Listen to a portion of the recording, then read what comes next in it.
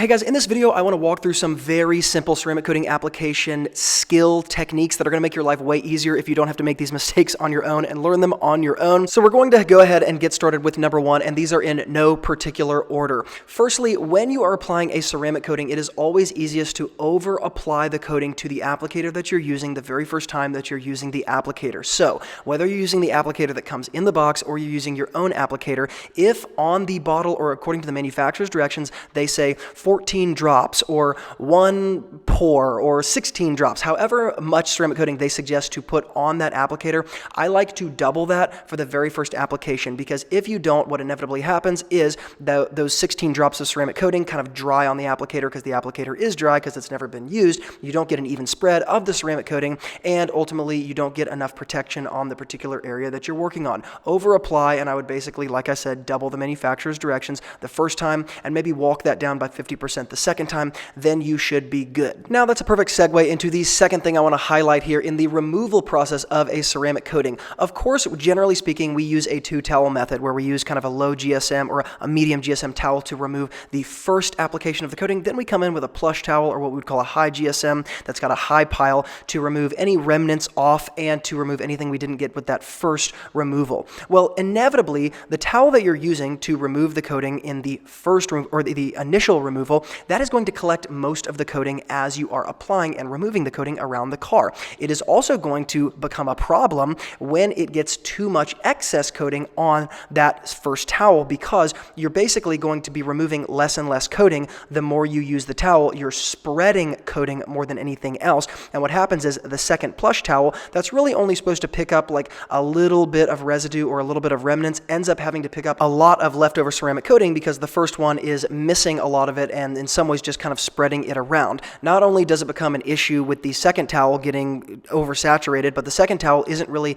designed necessarily to be able to pick up or grab the ceramic coating in the same way that that lower GSM towel is. And so this is an easy way to get high spots. You're applying the coating and you're not throwing out that initial buffing towel or even both of those towels and switching, especially when you are working on an SUV, even like this Audi here. I want to, at least halfway through the coating, throw away those 2 towels and pull out 2 completely new ones to avoid this problem altogether. Now, another temptation that's hard to avoid when you're applying a ceramic coating is if you are using a ceramic coating that can also be used on plastic headlights or black trim or chrome accented pieces, it's easy to just take that applicator and run over those areas as you're applying the coating to the paint because, for example, the black trim is right there where you're working, so it's just kind of convenient. The problem is often these areas, for example, specifically black trim, it might have some drip marks from the water and you might have some leftover chemical there that might not be totally dry. It might also not have been cleaned totally well because those are some tight spaces, and because of that, you can immediately make your applicator super dirty,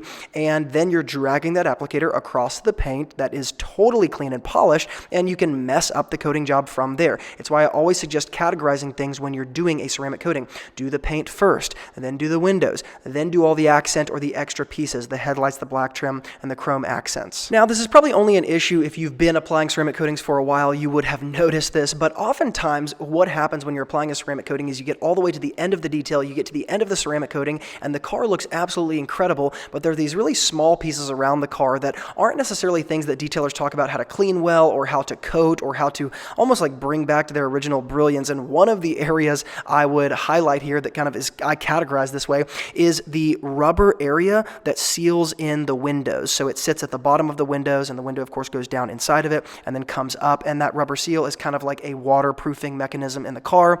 That is a really good example of an area of the car that nobody ever talks about how to detail it, but what happens is if you're dealing with a car that might have been sitting outside and pretty dirty to begin with, even if you've totally done some decontamination cleaning, paint correction, and coated the car, those little small areas you will begin to notice, wait a second, that looks really bad, and I just spent 6 hours on this car or 24 hours on this car and finished the ceramic coating, and now you can really see those areas. How am I supposed to clean those?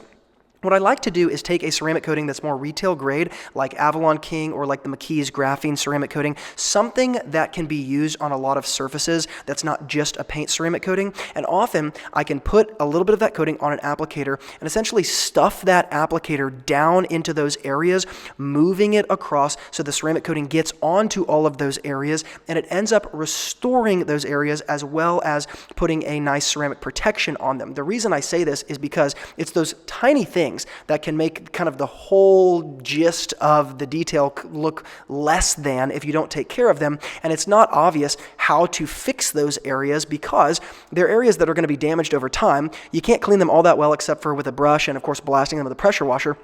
And after that, the question is, how do you restore it? You can't use Cerakote Trim Restore because you can't get that on the windows. You can't use a paint ceramic coating because you can't put that on the black trim. You don't want to use Solution Finish because you don't want to be dripping dye down in that area. And so, like I said, putting a ceramic coating that can be used on those areas, it's sort of multifaceted, on a little pearl microfiber towel or a little applicator that can be bent and put down in those areas is a very easy way to do it. You can also wrap one of those thin sort of suede applicators around a credit card and sort of swipe it down there that way. I think it's a very effective way to tie the whole ceramic coating together. Now, when I say this next one, it's probably going to sound really obvious, but you really don't think about it until it happens to you. What is so easy to do is get into a rhythm of a basic exterior detail where you've sequenced things in a particular way, and what you don't realize is that when you're applying a ceramic coating, some of those things are going to have to change. For example, when or if you apply a spray tire shine or spray tire dressing to the sidewall of the tires or to the wheel wells or to the engine bay or anything that you're going to dress afterwards. Often those are things we do to finalize a detail even after washing it. The problem is with a ceramic coating, if you're going to spray stuff around a freshly applied ceramic coating, you're inevitably, no matter how hard you try, you're going to get overspray at some level on the coating, and we don't want any chemicals or water to be touching the coating in the first 24 hours, generally speaking, while it's being kept indoors. Because of that, you can see even in this video, the sidewalls of the tires are actually already dressed before I ever started applying the coating. Once again, sounds really simple, but until you make that mistake and figure out, oh, wait a second, I should have done this beforehand, you don't really think about it. Now, the last tip that I want to give you, and again, if you've been applying ceramic coatings, you're probably already doing this, but always overbank on your removal with your towel. And what I mean by overbank is if I only applied the ceramic coating in a tiny, tiny little 2x2 area, I'm going to remove with my towel in a 3x3 area. I'm going to go over the boundary of where I applied the ceramic coating. In my opinion, after applying more ceramic coatings than I could possibly count, this is the best way to avoid high spots. Spend time removing, don't rush it, but also make sure to go over the area. Don't just basically remove where you think, oh, I'm sure this is where I put it. The problem is in your removal process, you inevitably push the excess coating beyond where you originally applied it. And so this is why it's so important, like I said in the beginning, to be replacing your towels so that you can clearly see that you're actually removing it and not just spreading it around, because even with the newest, driest towel, you're going to be spreading it further than where you applied it, no matter how hard you try. But secondly, you always have to overbank whatever boundary you set originally, or you're going to inevitably get a high spot, not because of where you applied it, but because when you were removing it, you got some excess residue on an area that you didn't look at, and these are the easiest high spots to get.